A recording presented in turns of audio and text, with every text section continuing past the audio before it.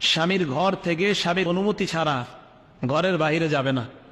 ঘরের বাইরে কোনো নারী বিবাহের পর ঘরের বাইরে যাওয়া না যাওয়া এটা সম্পূর্ণ অধিকার স্বামীর।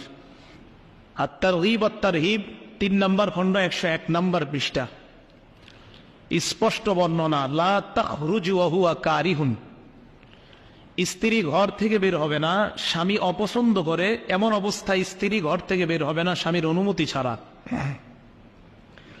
শেখুল ইসলাম ইবনে তাইমিয়া রহমতুল্লাহ আলাই ওনার কিতাব মাজমুউল ফাতাওয়া ৩২ নম্বর খণ্ড ২৮১ নম্বর পৃষ্ঠায় লিখেন, লা ইয়াহিল্লু লিজ-যাওজাতি আন তাখরুজা মিন বাইতিহা ইল্লা বিইজনিহি আই ইল্লা বিইজনি যাওজিহা।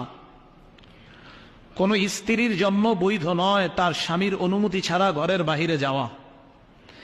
এরপর ইবনে তাইমিয়া ভয়ঙ্কর কথা লিখছেন, ওয়াইজা খারাজাত মিন গায়রি আমরি, স্বামীর অনুমতি ছাড়া যদি কোনো স্ত্রী বাহিরে যায়, কানাত নাশিজাতান ওয়া আসিয়াতান লিল্লাহি ওয়া রাসূলিহি ওয়া মুস্তাহিক্কাতান লিল উকুবাহ।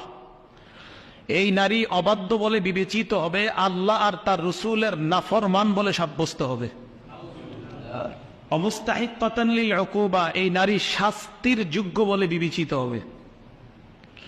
ইবনে তাইমিয়া আরো লিখছেন, ওয়াইজা খারাজাত মিন গায়রি আমরিহি, স্ত্রী যদি স্বামীর অনুমতি ছাড়া ঘরের বাহিরে